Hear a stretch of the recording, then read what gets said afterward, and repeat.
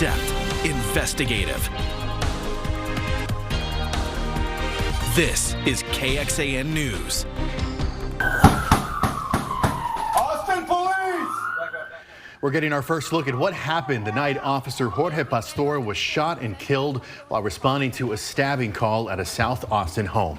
Thanks for joining us at 5. I'm Daniel Marino. And I'm Britt Moreno. It was a terrifying night for one Austin family. KXAN's Nabil Ramadna has been looking over that really tough video just released by Austin Police, and he's walking us through what happened. And we do want to let everybody know tonight, this video is hard to watch. Hello? Hello? Do you need police? Hello? Yes. Do you need police, fire, or ambulance? Oh, help us! A frantic call to 911 at 2:49 a.m. on November 11th. Hello, help us! Help us! Someone's stabbing us! What's your address? One of the victims from inside a home on Bernoulli Drive was able to get away to call for help. Is this for someone who was stabbed? Yes, we were all stabbed. Her breath labored as she tries to give details to responding officers. Please send someone there right away. Hold on, I don't know what's going to happen to them. Okay, can you breathe? Can you breathe? This body cam footage shows that around 3 a.m. more officers arrive in the area. Officers are told there are more victims inside the home, so they force their way inside.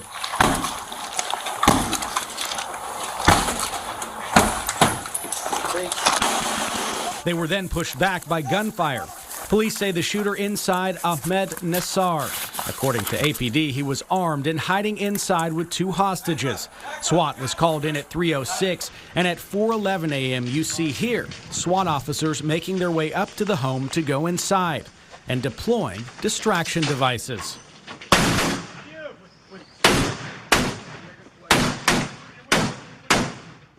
The video stops there, and police won't release it because of privacy reasons. But once the SWAT officers got inside and to the back room, police say Ahmed Nassar fired his gun at the SWAT officers shortly after a call came in that 2 officers were shot.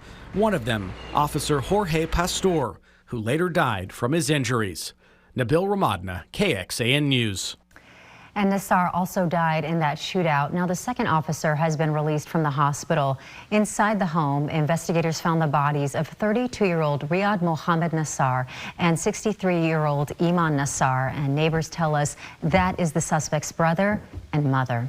3 APD officers opened fire, and all have been placed on administrative leave. This is APD protocol, of course. A group of women who claim they nearly died after doctors delayed medically necessary abortions stepped before the Texas Supreme Court this morning in what was a major challenge to our state's abortion ban. The women are blaming the law for limiting doctors' ability to act in emergencies. Our Ryan Chandler joins us from court with the latest. The core question at the court today: who decides when to intervene, doctors or legislators? These women and many more say the state tied their doctors' hands as they dearly wanted to give birth, but instead faced death. After she was born, my placenta wouldn't deliver, and I was hemorrhaging. Caitlin Cash describes her daughter as a miracle after multiple miscarriages, but this pregnancy threatened to end her life. I lost over half of my blood volume after the delivery of my daughter. Doctors arguing their trauma could have been prevented. While there is technically a medical exception to the bans, no one knows what it means, and the state won't tell us. At issue are these sections of the Human Life Protection Act, stating a doctor can perform an abortion if, in their reasonable medical judgment, a woman is at risk of death or substantial impairment. These women argue that doesn't give doctors enough clarity to act in good faith to save a mother's life, without fearing life in prison if the state disagrees. It means that patients like my clients will continue to suffer. While I was sitting in the courtroom, my telephone rang with a call from another patient. This is real. It is happening every single day, and it is not going to stop. Supporters of the ban point to state data showing that since the ban, 41 abortions have been performed in Texas under the medical exceptions. We know that doctors are intervening and they are not being disciplined or prosecuted. They say any farther clarification should be up to medical boards, not courts. The language in the law is clear and allows a doctor to intervene. The Supreme Court could have the final say here, but it could take until June. At the Texas Supreme Court, I'm Ryan Chandler. And earlier this year, Texas lawmakers gave doctors a little leeway to provide abortions when women face serious pregnancy complications. House Bill 3058 gives specific exceptions for ectopic pregnancies and preterm premature rupture of membranes. That's when someone's water breaks too early. Governor Abbott signed that bill into law back in June. Millions of Americans are getting an early glimpse of winter today. Lake effect snow piled up overnight and today in communities across the Midwest and Northeast. And for those who are staying dry, areas from the Great Lakes to the East Coast are shivering in some below freezing temperatures, with temps at least 10 to 20 degrees below average for this time of year. And with winter on the way today, Austin Homeland Security and emergency management leaders briefed the city council on what the city has done since the winter storm we had early this year. Now, some of that includes better communicating with the public and in more than a dozen languages, also making sure staff know what to do before the storm happens, and putting emergency generators at all facilities like fire stations. Now, they hope some of these measures will help people keep the lights on and stay warm during a storm, but there are some concerns about the potential for rolling blackouts. We're going to have more on that coming up on KXAN News at 6. And now really is the time where we're supposed to remember to weatherize our home. The spigot covers always fly off the shelves. I need to get one. Yeah, that's smart. It feels like a Texas winter already with nice cool weather here at home. But it's kind of exciting to see the snow on the ground elsewhere. Check this out. After that big lake effect snow event close to the Great Lakes, we've got over a foot on the ground from parts of New York near Buffalo to upstate. Of course, none of that snow on the ground in Texas, at least as of right now. Liberty Hill, it's a beautiful day. More sunshine and warmer weather this afternoon than that gray day we had yesterday. Live view from the Whittlesey Landscape Supply Cam with just a few high clouds. It is cooling off already as the sun prepares to set at 5:30. Upper 50s up and down I-35, 60 right now in Burnett. Well, we first warned you this might happen yesterday, and now here it is. A wintertime threat of severe weather east of Austin on Thursday. Coming up, don't miss the timeline and which threat in particular we're concerned about. David, thank you very much. The temporary truce in Gaza tested but holding for a 5th day to allow more hostages to be freed. This in exchange for Israeli-held Palestinian prisoners. Only one American has been released so far as U.S. officials press leaders in the Middle East for a broader hostage release and a long-term solution to this fighting. NBC News has confirmation from Israeli authorities that 12 hostages have been released from the Gaza Strip and are safely in Israeli territory. That includes a group of 10 Israeli citizens and 2 Thai nationals who were released outside of the framework of that agreement. The youngest of the Israeli citizens is 17. The oldest, 84. There is an agreement among the parties that the ceasefire will extend by 1 additional day. It is now set to expire tomorrow, but there could be a day-by-day extension as long as Hamas is willing to release at least 10 hostages a day, and the Israeli authorities are willing to release at least 30 Palestinian prisoners from Israeli military jails per day. The suspect in the shooting of a North Carolina professor is unable to stand trial at the moment. What was found in his psych evaluations? The U.S. reporter held in a prison in Russia now being held even longer. What this means for U.S.-Russia relations. And what about the mystery illness plaguing dogs across the country? Is it here in Texas? What experts are saying about it and how to protect your pets. The defendant charged with murder in the August shooting death of a professor at the University of North Carolina at Chapel Hill has been ruled incompetent to stand trial. The 34-year-old grad student at UNC, Tahlil Chi, was in court today for a hearing on 2 psychiatric evaluations. The doctors who performed those both concluded that Chi is not mentally capable to stand trial. Some of the details of those evaluations include that Chi has severe mental illness and that he even hurt himself in jail. The judge ordered Chi to be taken immediately for mental health treatment. After treatment, Chi could stand trial if found competent. Wall Street Journal reporter Evan Gershkovich will stay in a Russian prison even longer. Today, a Russian court extended his pre-trial detention for 2 months until January 30th. Now, the journalist was detained in March while on a reporting trip. Russia alleges Gershkovich was collecting information constituting a state secret about the Russian military. Gershkovich and the Journal deny those allegations, and the U.S. government says he is wrongfully detained. Gershkovich is the first American reporter to be charged with espionage in Russia since 1986. He faces up to 20 years in prison. 5 Austin restaurants making the list of best restaurants in the country. What they're serving up that makes them better than the rest. And check this out, a high of only 61 so far today in Austin, our 8th day in a row of cooler than normal temperatures. Here we are on the 28th of the month, continuing a drier than normal November. We'll have your forecast, though, with some storms coming soon. Next. A mysterious respiratory illness is affecting dogs in several states across the country. But has the illness reached the Lone Star State? And if it has reached Texas, how will it impact your dog? Dr. Lori Teller, a clinical professor at Texas A&M Veterinary School, says it's hard to tell if the illness is actually here. And that's because respiratory illnesses are not reportable in dogs in the state. She says the infection can be tracked if owners are willing to have their dogs tested. The illness is similar to other respiratory infections. Teller says symptoms include coughing, sneezing, runny nose, fever, watery eyes, and dogs might not play as their usual selves. And many may be worried about boarding their dogs as they head out for the holidays. Teller says while some cases are severe, it is rare that the illness could lead to anything more, and the majority of dogs do recover. And the good news is there are things to do to prevent it. So our recommendations are to be cautious but not freak out. So vaccinate your dogs against the respiratory illnesses that we can protect against. Those vaccines include Bordetella, parainfluenza, and canine influenza. Dr. Teller adds if an owner is boarding their dog or taking them to daycare, they should ask the facility what it's doing to protect the dogs. How are they preventing the spread, and what to do if an animal does have respiratory illness. Our Taylor Gertman has more advice from Dr. Teller under this story at KXAN.com. Well, as the holidays inch closer, you may be thinking of where to take your family for a holiday dinner or maybe a fun night out with some friends. Well, this might help you narrow it down.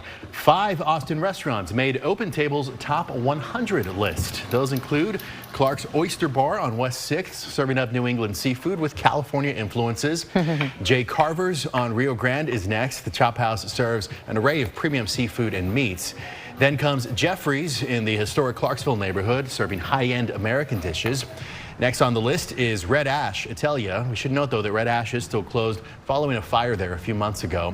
And that's followed by Uchi on South Lamar, which offers non-traditional Japanese cuisine. Our Kelsey Thompson has more on these popular spots and how to make a reservation under this story at KXAN.com. I am hungry now. That's the tough part, right, is making the reservation. Yeah, there you go. Everybody knows how good all those restaurants are. Gone are the days where you can go out in Austin and just pop into a restaurant. Gotta plan ahead. Can't do that anymore. Ahead. Well, at least it's feeling like autumn. Where are we going there. tonight? Yeah, right? With your name, Britt Moreno. Oh, we can yeah. get a reservation anyway, right? Let's go outside tonight.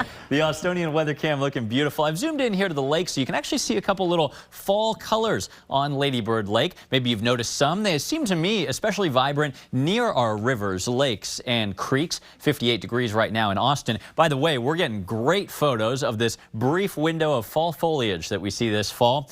From reported at KXAN.com. Send yours into our inbox at that email. This one coming in from a viewer at Redbud Isle. Wonderful site there near the intersection of Lady Bird Lake and Lake Austin, near downtown. The clouds and radar not showing much. We got just a few high clouds coming in from the west. Should make for a pretty sunset here at 5:30. But here is the main weather maker this week. I showed it to you yesterday. A pinwheeling, compact, and pretty tight low pressure system approaching Northern California tonight. This thing, when it arrives here, as we thought might happen, now producing a risk of severe weather. Not from Austin westward. This bright green color is just a general thunderstorm risk, but a 1 out of 5 threat of damaging storms in Bastrop, Elgin, and Manor. 2 out of 5 in places like Lee, Fayette, and eastern Bastrop counties.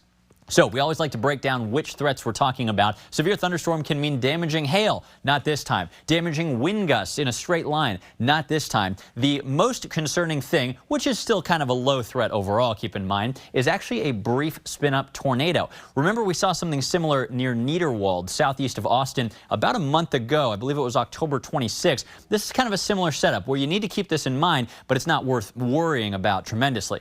The spin in the atmosphere, this is something new for you tonight. Check Check out the timeline, upper right. Early Thursday morning, a little bit of spin moves in, but once we get toward 10 a.m., 11 a.m., and noon, notice the area of less rotation gets a bit more widespread, and some of these little pockets here, especially east of Austin, as I mentioned, will have higher rotation in the storms. Basically, that translates to the potential, at least, of a brief, weak tornado. So let me show you something you're more used to seeing, which is the clouds and radar forecast. Tomorrow morning, clouds are already starting to increase, and boom, it's a gray day again, just like that, through midday and beyond. It will get a little damp tomorrow evening as the clouds lower, mist, drizzle, and light fog develop. Then here comes the little window for some strong storms. Early Thursday morning at 5 a.m., some showers, maybe a couple claps of thunder in our eastern counties. But remember, the spin in the atmosphere is still quite low at 5, 6, 7 a.m. It's a little bit later in the morning as a few showers are ongoing in Austin when we're watching our eastern counties for a couple rotating thunderstorms. Here we are at 10 a.m., noon, and this risk will extend into the early afternoon along Highway 77. But after that, it's a mainly dry late Thursday, and the sun comes back out Friday into the first weekend of December. Rainfall, not a blockbuster with this one, especially in the hill country. We're thinking a tenth to about a third of an inch from Austin eastward, heaviest totals in our eastern counties. All right, tonight's forecast, 45 degrees with clouds increasing. Tomorrow it's a little chilly with some drizzle and mist late. High temperatures capped, we think, at only 58. With a 70% chance of storms, some of those possibly severe, be sure to download the KXAN weather app. It's always free in your smartphone app store. And just in case the worst were to happen, it'll send a push notification to your phone if you're in the GPS location of a tornado warning, let's say. After that, though, beautiful autumn weather through the weekend and beyond. A little dry cool front blows through next Monday night. Ascension Seton is preparing for nurses to strike a week from now. What they plan to do to fill the staffing gaps.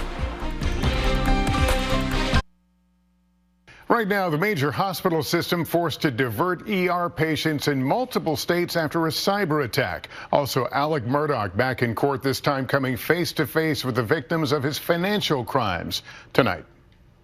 Ascension Seton Medical Center here in Austin is responding to National Nurses United's notice of a strike coming up next week. The nurses' strike begins Wednesday, December 6th at 6:45 in the morning. It will last a full 24 hours.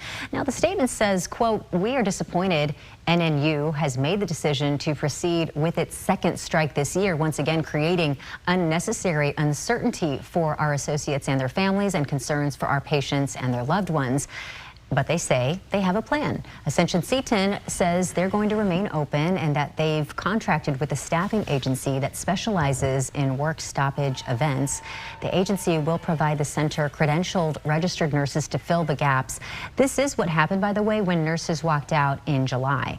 This is video of that strike. Seton said regardless of the duration of a strike, they are contractually required to a minimum of 4 days of work for any registered nursing staff starting from the first day of a strike. So any registered nurses who strike will be temporarily replaced and can return to work on December 10th.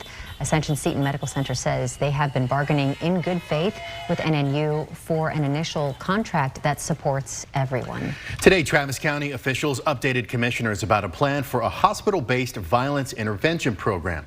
The county invested $500,000 in federal funds for safety planning and trauma-informed care to victims of gun violence. Leaders today said a contract could be in place next spring for the pilot project. It's part of county efforts to reduce gun violence and increase violence prevention. Within the past year, county leaders have met with other communities with hospital-based violence intervention programs to learn best practices. But the idea is to then create a warm linkage to someone so that they can then continue to receive services and ensure that this is a one-time and done rather than a continuing cycle of violence. And Travis County District Attorney Jose Garza says homicides in the community decreased 20% between 2021 and 2022 and have gone down an additional 8% so far this year. Digital reporter Kelsey Thompson has more details on the next steps for this program online at KXAN.com. Well, coming up tonight, we have The Voice for you at 7 o'clock, followed by Found at 9, and then we're back with KXAN News at 10. Join us an hour earlier for KXAN News at 9 on CW Austin, and here is where to find us.